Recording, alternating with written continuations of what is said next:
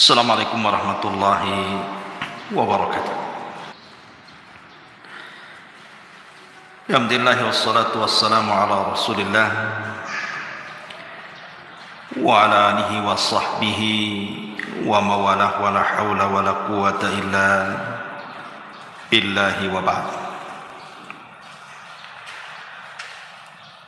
Ma'asyiral muslimat yang dimuliakan Allah Azza wa Jalla, sebelum kita bahas siapa orang-orang yang akan diberatkan hisabnya pada hari kiamat,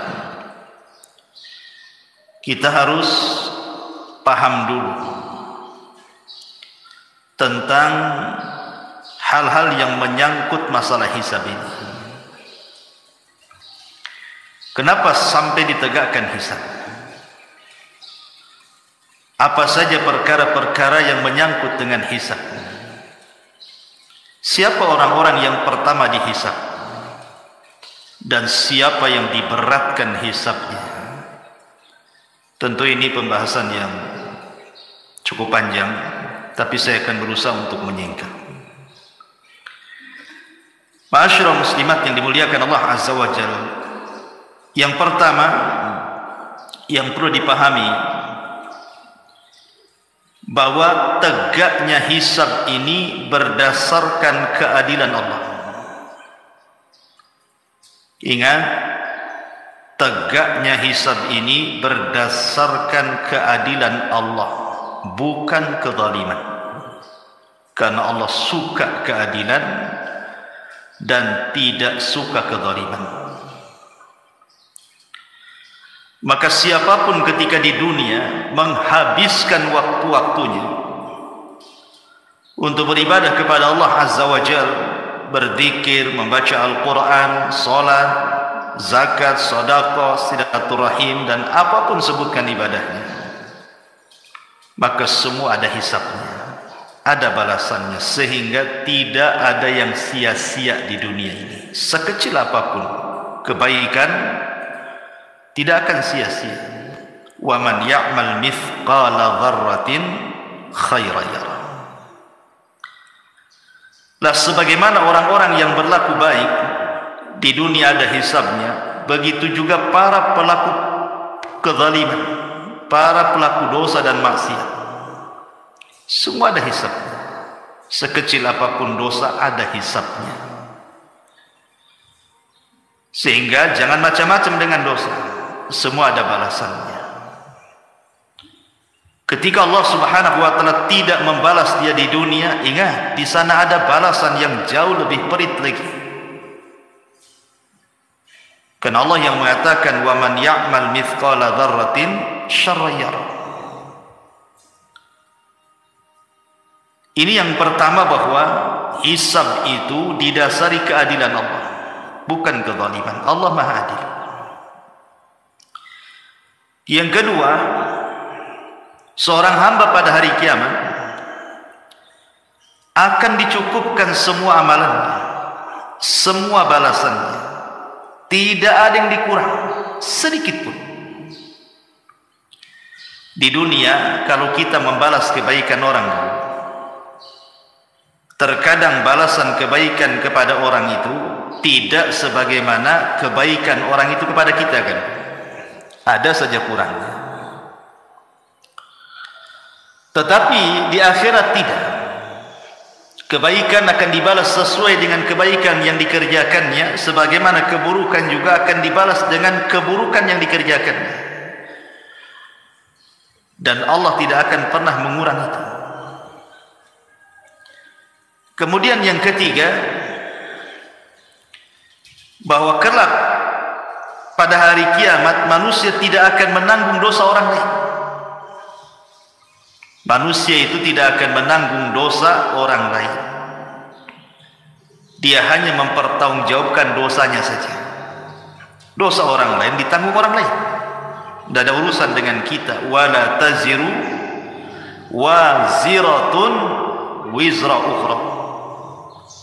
Dan seseorang itu akan menanggung dosanya masing-masing. Kemudian yang nomor 4, yang berkaitan dengan hisab pada hari kiamat adalah jabrun naqsi fil faraidi minan nawafil,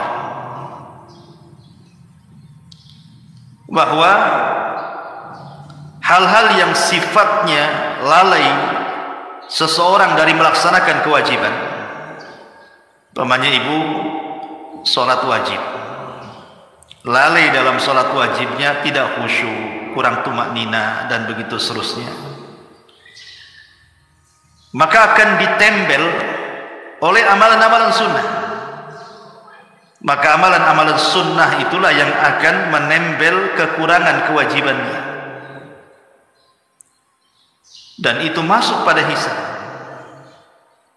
Seperti sholat sunnah rawatib, atau kalau dalam puasa Ramadan ada puasa di bulan Sya'ban atau puasa Syawal, dan begitu seterusnya.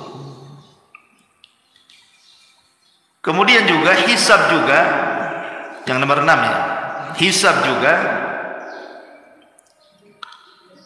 kelak pada hari kiamat akan diletakkan 2 timbangan, timbangan kebaikan dan timbangan keburukan.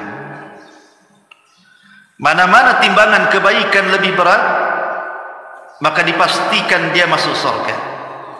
Mana-mana timbangan keburukan yang lebih berat, dipastikan masuk neraka. Mana-mana yang kemudian seimbang antara kebaikan dan keburukannya, maka dengan syafaat dan rahmat Allah dan atas kehendak Allah juga bisa saja Allah masukkan ke dalam surga. Kemudian yang nomor 7 juga di antara hal yang berkaitan dengan hisab pada hari kiamat, bahwa niat yang baik, ibu punya niat dan belum diamalkan kebaikan itu, maka tetap akan ada hisabnya pada hari kiamat. Sebagaimana niat jahat kemudian belum melakukannya dan ditinggalkannya, baik karena Allah, baik karena lemahnya dia melakukan atau karena tidak sukanya dia melakukan, semua ada hisabnya pada hari kiamat. Jadi niat saja ada hisab. Maka hati-hati soal niat ini, jangan sembarang niat. Kemudian juga yang nomor 7, di antaranya adalah ada seseorang yang berbuat kebaikan di dunia. Kebaikan itu kan bermacam-macam nilainya, Bu ya. Ada satu amal itu satu kebaikan.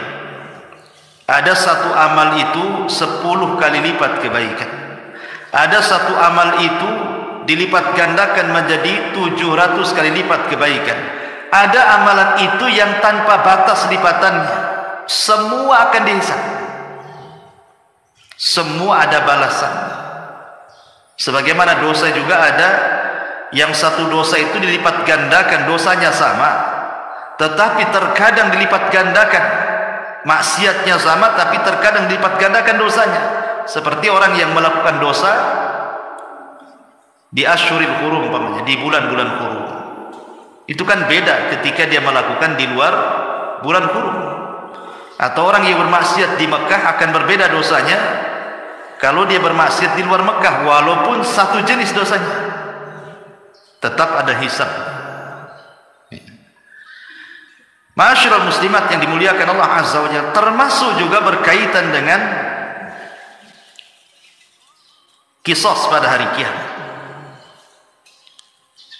bahwa setiap kezaliman itu yang berkaitan dengan orang lain atau berkaitan kezaliman kepada binatang atau kezaliman kepada sesama manusia, semua ada hisabnya, ada qisasnya kelak pada hari kiamat. Sehingga jangan sembarang orang melakukan kezaliman. Termasuk juga bahwa amalan orang-orang kafir, mereka tidak ada timbangan, karena apa yang mau ditimbang amalannya hancur. Makanya ulama mengatakan orang yang tidak akan ditanya, tidak akan dihisab pada hari kiamat itu 2 manusia. Dia tidak akan ditanya dan tidak akan dihisab. Pertama, para nabi. Para nabi tidak tidak akan dihisab. Mereka direct masuk surga. Yang kedua, orang-orang musyrik, orang-orang kafir, apa yang mau dihisab? Tidak ada amalan sedikit pun, direct masuk neraka. Ya. Ma'asyiral muslimat yang dimuliakan Allah Azza wa Jalla. Kemudian juga diantaranya termasuk juga yang berkaitan dengan hisab adalah as-sitru lil mustatir. Orang-orang yang akan ditutupi aibnya saat dihisab pada hari kiamat. Seperti orang yang suka menutup aibnya orang lain, maka Allah akan tutup aib dia pada hari hisab kelak, pada hari kiamat. Dan begitu seterusnya. Dan banyak juga amalan-amalan yang lain yang berkaitan dengan hisab. Taib. Lalu siapa orang-orang yang pertama kali dihisab? Ada beberapa riwayat yang disebutkan oleh para ulama. Secara umum orang yang pertama kali dihisab adalah kaum muslimin, orang-orang Islam, umat Nabi SAW. Itulah umat yang pertama kali dihisab sebelum umat-umat yang lainnya. Dan ini keistimewaan umat Islam, umat Nabi SAW. Nah, di antara umat Islam ini yang pertama kali dihisab adalah seorang sahabat Rasul, namanya Abdullah ibnu Abil Asad. Abdullah ibnu Abdil Asad. Itulah yang pertama kali dipanggil dihisab pada hari kiamat. Dan ini hisab kebaikan. Tetapi kalau hisab keburukan, yang pertama kali dipanggil saudaranya, namanya Al-Aswad ibnu Abdil Asad. Itu dua bersaudara. Yang pertama Abdullah ibnu Abdil Asad, dia sahabat Nabi masuk Islam. Saudaranya namanya Al-Aswad ibn Abdil Asad, ini kafir, musuh Islam. Inilah dua-duanya yang pertama kali dipanggil dari umat Islam. Adapun dalam riwayat yang lain disebutkan di antara orang-orang yang akan dipanggil pada hari kiamat adalah orang-orang yang suka memaafkan atau mudah memaafkan kepada orang lain. Sebagaimana hadis yang dikeluarkan Imam Ibnu Abi Hatim dan juga Imam Baihaqi dalam kitab Syu'abil Iman dari Al-Hasan, Nabi SAW bersabda, "Idza waqafal ibadu lil hisab yunadi munadi." Apabila hamba-hamba Allah diberdirikan untuk dihisab, dipanggillah oleh pemanggil, liyakum man ajruhu 'alallahi falyudkhilil jannah. Berdirilah orang-orang yang disembunyikan pahalanya oleh Allah, masukkan mereka ke dalam surga. Tsumma nada munadin ats-tsaniyah. Kemudian ada panggilan yang kedua, liyakum man ajruhu 'ala Allah. Maka hendaklah berdiri siapapun yang pahalanya disimpan oleh Allah. Qalu, mereka mengatakan, wa man dalladhi ajruhu 'ala Allah. Siapa orang-orang yang disimpan pahalanya di hadapan Allah itu? Maka Rasul mengatakan, al-afuna 'anin nas. Orang-orang yang mudah memaafkan kesalahan orang. Mudah sekali. Sesakit apapun dia menyakiti ibu itu, ibu mudah memaafkan. Walaupun ini kan, karena kenapa ini yang pertama kali dihisab juga? Karena sulit memaafkan orang itu. Memaafkan orang itu, jangankan memaafkan, minta maaf, tahu-tahu salah, jelas-jelas ibu salah tuh. Kan berat tuh minta maaf, padahal jelas-jelas ibu salah. Apalagi ibu di pihak yang benar. Kemudian ibu disuruh memaafkan, kan lebih berat lagi. Makanya lihat bagaimana pahalanya luar biasa.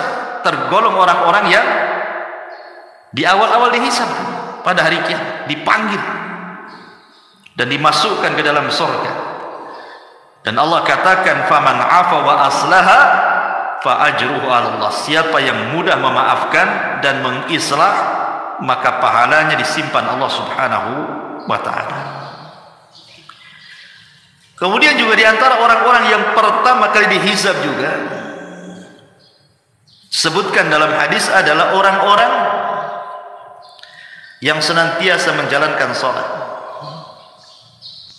Awal ma yuhasabul abdu yaumal qiyamah salatu. Yang pertama kali dihisab adalah salatnya. Siapa yang baik salatnya maka semua amalannya dianggap baik. Siapa yang buruk salatnya maka semua amalannya dianggap buruk. Termasuk soal darah, pembunuhan. Itu juga awal ma yuqdu anhu yaumal qiyamah ad-dima. Awal yang pertama akan diputuskan pada hari kiamat adalah persoalan darah, pembunuhan. Masyarul muslimat yang dimuliakan Allah Azza wa Jalla, ini juga di antara orang-orang yang pertama kali dihisab pada hari kiamat. Baik, kita masuk pembahasan. Lalu siapa orang-orang yang diberatkan hisabnya pada hari kiamat itu? Siapa mereka? Aisyah Ummul Mukminin radhiyallahu anha, beliau pernah suatu ketika bertanya kepada Nabi sallallahu alaihi wasallam tentang ayat fasaufa yuhasabu hisaban yasira. Fasaufa yuhasabu hisaban yasira. Maka kelak ada orang-orang yang akan dihisab dengan hisab yang mudah. Maknanya di sana ada hisab yang sulit. Maka Nabi sallallahu alaihi wasallam ketika itu mengatakan man usiba udzib. Man usiba udzib. Siapa yang dihisab secara detail oleh Allah Azza wa Jalla pasti binasa. Siapa yang dihisab secara detail pasti binasa. Maksudnya apa? Ada sebuah hadis yang dikeluarkan oleh Abu Dzar Al-Ghifari radhiyallahu anhu, yang dikeluarkan Imam Muslim. Nabi SAW mengatakan, inni la a'lamu akhiru ahlil jannah duhulan. Aku paling tahu siapa orang yang paling akhir orang masuk surga. Maksudnya masuknya. Wa akhir ahlin nar khurujan minha. Dan yang terakhir penduduk neraka yang keluar dari neraka. Siapa mereka? Rajulun yu'ta bihi yaumal qiyamah. Seorang laki-laki akan didatangkan di hadapan Allah pada hari kiamat. Fayuqal, dan dikatakan, i'ridu alaihi sighara dhunubihi. Tampakkan kepadanya dosa-dosa kecilnya. Dan dia sudah ketakutan karena disuruh ditampakkan dosa kecilnya, belum lagi dosa besarnya. Maka tiba-tiba kemudian setelah ditampakkan dosa-dosa kecilnya, kemudian Allah ampuni. Kemudian dia pun meminta untuk ditampakkan dosa-dosa besarnya, karena melihat dosa kecilnya diampuni, apalagi dosa besar, menurutnya dia begitu. Tapi dalam hadis warfa'u anhu kibaraha, dan angkat dosa-dosa besarnya. Fatu'radu alaihi sigharu dhunubihi, maka ditampakkan padanya dosa-dosa kecilnya. Fayuqal, maka dikatakan, amilta yauma kada wa kada wa kada wa kada, apakah engkau melakukan ini. Wa amilta yauma kada wa kada kada wa kada, dan engkau juga mengamalkan pada waktu hari ini itu dan lain sebagainya. Maka orang ini mengatakan na'am ya. Na'am ya. La yastati'u an yunkira wa huwa mushfiqun min kibari dhunubihi an tu'rada alaihi. Dan dia tidak bisa ingkar, tidak bisa mungkir dari dosa kecilnya, dia mulai ketakutan dengan dosa besarnya. Fayuqal, maka dikatakan padanya, innalaka makana kulli sayyi'atin hasanah. Bagimu telah dihilangkan perbuatan burukmu dan diganti dengan kebaikan. Maka orang ini mengatakan, Rabb, qad amiltu asya'a la araha hahuna. Ya Rabb, aku sudah mengamalkan sesuatu yang aku tidak bisa melihatnya di sini. Falaqad ra'aitu an-nabiyya sallallahu alaihi wasallam dhahika hatta badat nawajib. Kata Abu Dzar, aku melihat Rasul tertawa sampai gerhamnya nampak. Maksudnya apa hadis ini? Hadis ini menjelaskan tentang hisab yang mudah. Hisab yang mudah itu adalah hisab yang tidak ada rincian secara detail. Jadi kalau ibu dipanggil, ibu tidak ditanya soal rincian-rincian dosa, tetapi ibu hanya ditanya dosa-dosa kecil saja. Kemudian setelah ditanya, ibu mengakui dosanya. Maka Allah mengatakan, dosa yang kecil yang ibu lakukan, aku ganti dengan kebaikan. Dia sudah mulai ketakutan tuh, tetapi setelah dia mendengar bahwa dosa kecilnya diganti kebaikan, kemudian dia berpikir bagaimana dosa besar. Maka Allah subhanahu wa ta'ala tidak mempermasalahkan dosa besarnya. Inilah yang disebut dengan hisaban yasira, namanya ibu ya, hisabnya mudah. Hanya ditampakkan amalannya saja, suruh mengakui tanpa ada perdebatan, dan tidak dirinci. Hanya sebagian kecil dosa saja ditanyakan, dan dosa-dosa yang lain dianggap ditutup. Ini kan luar biasa. Inilah disebut hisaban yasira, namanya hisabnya mudah. Tapi kalau hisabnya berat, hisabnya sulit, inilah hisab yang seseorang akan selama kehidupannya itu akan diaudit seluruh amalannya. Akan diaudit seluruh amalannya, yang kecil sampai yang kecil sekali, yang nampak, yang tidak nampak, yang badan, yang hati, semua akan dirinci. Tidak ada yang terlewat sedikit. Ini namanya hisab yang berat, namanya. Betul-betul ditanyakan semuanya. Tidak ada yang kecil, tidak ada yang besar, semua akan ditanyakan. Dan ini adalah hisab yang sangat berat. Hisab kalau sudah seperti ini berat sekali. Jangankan ibu ya, di akhirat, andai seseorang itu terkena kriminal lah di dunia, tangkap sama polisi, diperiksa sama polisi. Kadang-kadang polisi ini nanya dari pagi sampai malam tuh. Ada yang 100 soalan, ada yang 200 soalan, sampai ngaku bu. Sampai panas, keringat dingin tuh. Dan kita tahu polisi punya trik tuh, supaya dia ngaku tuh. Itu di dunia, keringat dingin dibuatnya kita. Jadi apalagi hisabnya Allah.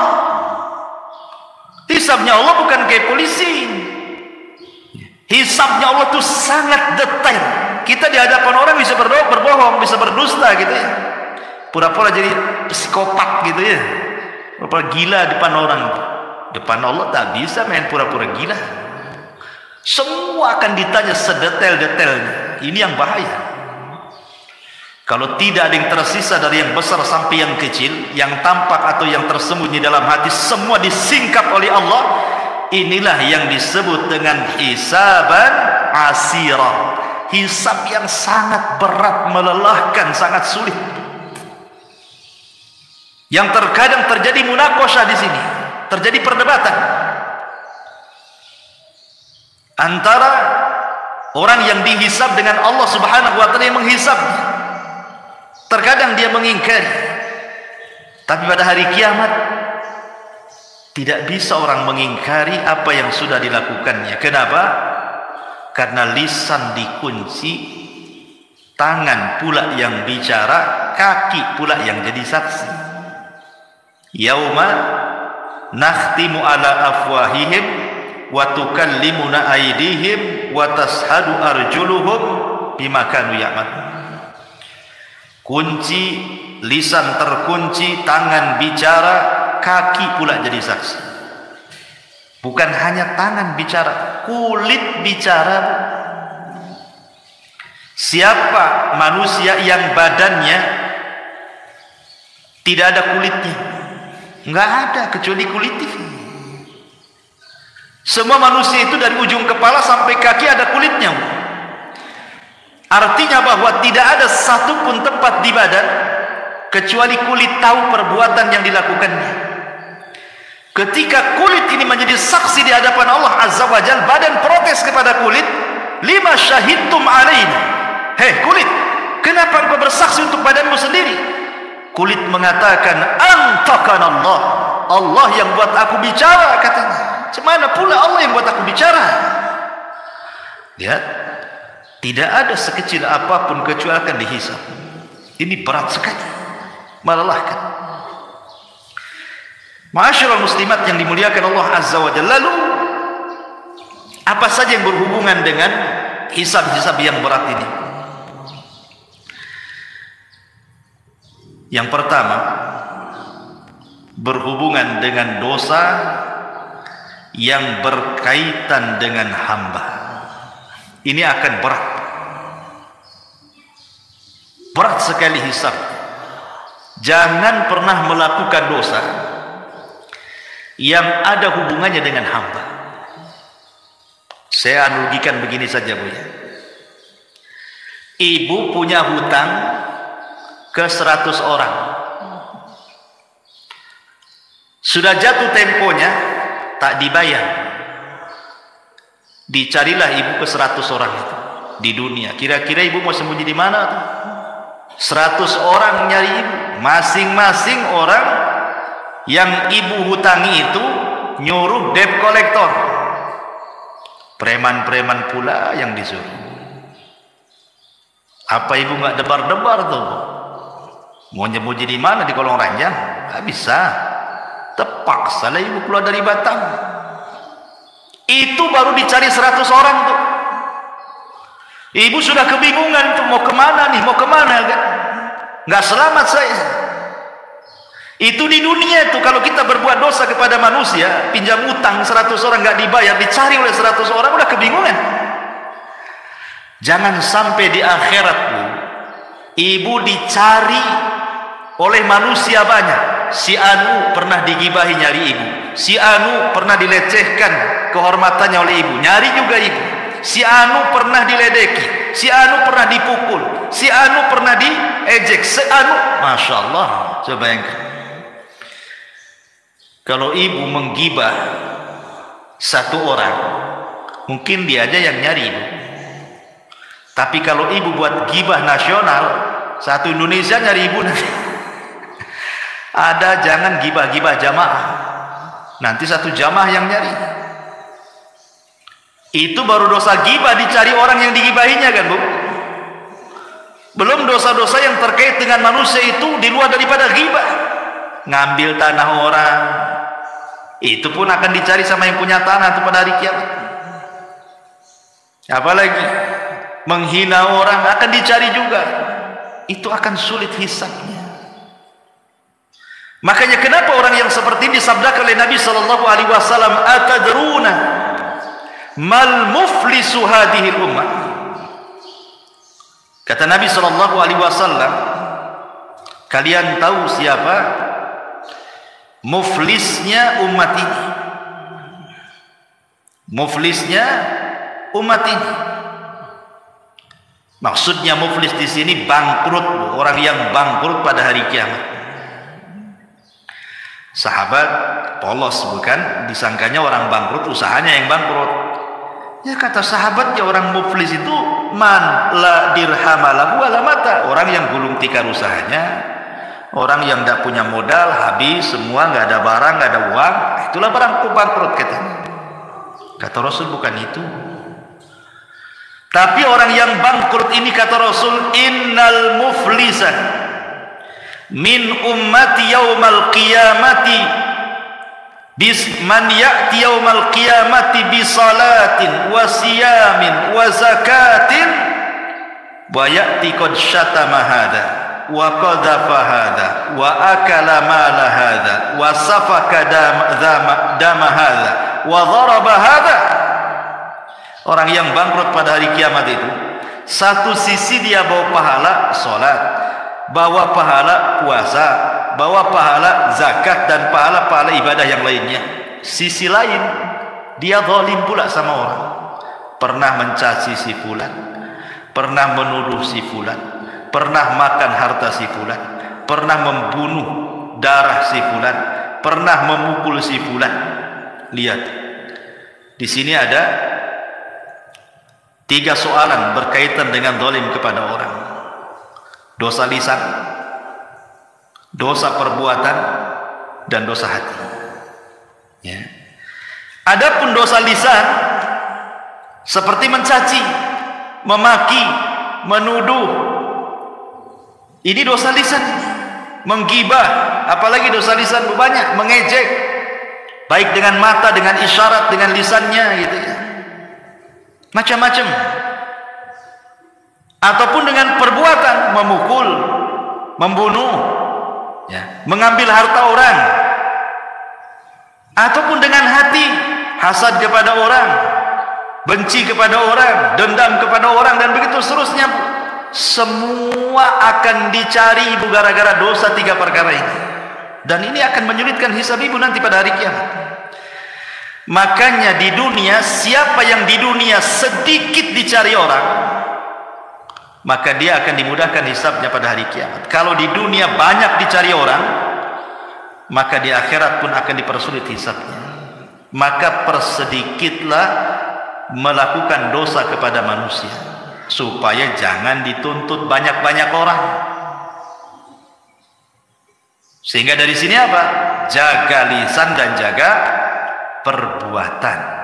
Al-muslimu man salimal muslimuna min lisanihi wa yadi. Seorang muslim itu yang selamat orang muslim lain dengan lisan dan tangannya. Sedikitkan, ya, gibah kurangi. Kalau bisa janganlah, bukan dikurangi, jangan. Kalau dikurangi masih gibah namanya. Hal-hal yang seperti itu. Kemudian hal-hal yang menjurus kepada dosa orang. Kurangi komentari orang. Jangan kepo. Apa bu kepo? Kepolisi, tanya-tanya. Ya, kepo itu bahasa Cina atau bahasa apa? Ya kepo lah kan, orang jalan mungkin tak lurus jalannya, pincang. Kok gitu jalannya katanya? Ngapain ibu tanya? Urusan dia lah jalannya kayak gitu. Ya, nampak orang jalan gemuk itu kan, tak pandai dayat orang itu katanya. Lah, tak pandai pula dayat sama orang. Pakaian tak cocok dengan kulit. Cemana kulit hitam pakaian merah pura. Jadi merah hitam lah, orang merah putih harusnya katanya. Subhanallah, kok kepo gini orang nih kan. Itu kurangi dosa-dosa kayak gini nih. Memang dia nggak dengar ucapan ibu, tapi nanti pada hari kiamat nyari ibu lu. Dulu kok yang ngomong aku hitam merah, kan gitu ya. Dulu kok yang bilang aku pincang lari-lari gitu. Semua akan ditanya, kurangilah kepo-kepo tuh. Itu urusan dengan orang, itu kan dicari orang nanti. Siapapun semakin banyak yang nyari orang karena perbuatan orang ini kepada orang lain, oh itu makin sulit tuh hisabnya. Maka berhenti, stop, jangan melakukan dosa pada manusia. Ya. Ini yang pertama. Yang kedua, persoalan keikhlasan. Persoalan keikhlasan. Usahakan dalam beramal itu jangan sampai diberikan kepada selain Allah Azza wa Jalla. Karena ada orang-orang yang nampaknya berbuat baik, harusnya dia dapat hisab yang mudah, atau boleh jadi tidak dihisab. Rupanya dia pula hisabnya sulit. Ketika dia beramal kebaikan diniatkan bukan karena Allah. Dalam sebuah hadis Nabi SAW mengatakan, awal ma yuqda anhu awal man tusyu'ira bihi yaumal qiyamah. Orang yang pertama kali disentuh pada hari kiamat adalah 3 manusia. Siapa 3 manusia?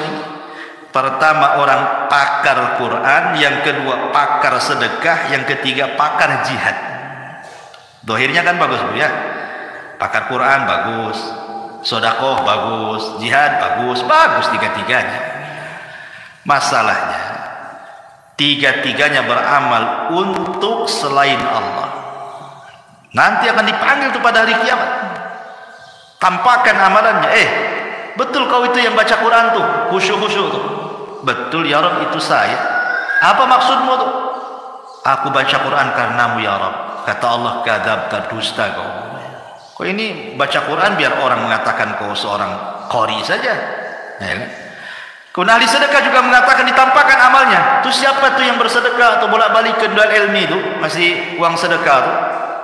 Itu aku itu. Apa yang maksudkan kau di situ? Oh iya, aku bersedekah karenamu ya Rabb. Allah mengatakan kadzabta, dusta kamu. Kau bersedekah biar disebut dermawan aja.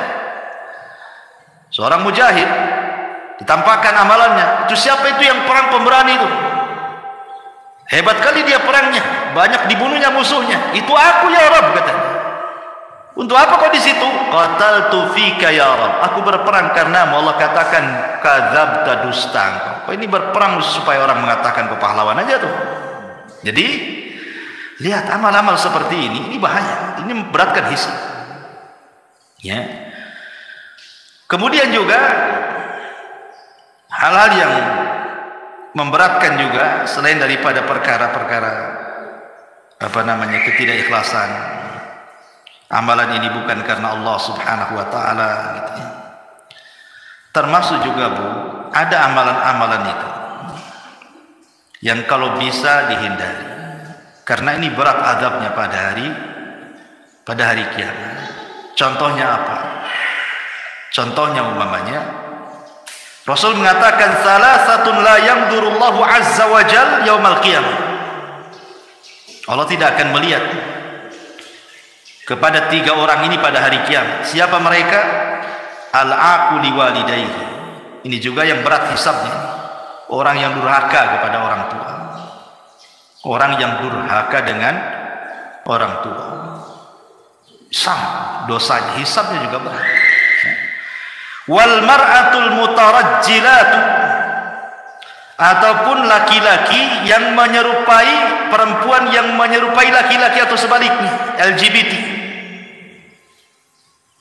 Kan sekarang banyak perempuan yang menyerupai laki-laki, ngomong digede-gedein, pakaian dibuat kayak laki-laki, pakai jas, pakai jin dibawa-bawa di kakinya coba.